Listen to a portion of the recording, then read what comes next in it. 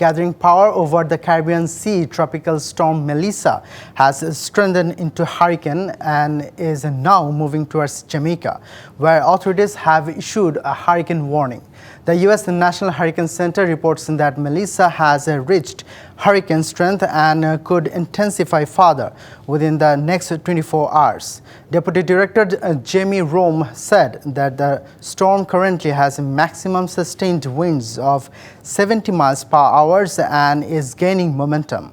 Moving slowly at just 1 mile per hour, the system is expected to linger over Jamaica, potentially causing severe flooding and landslides.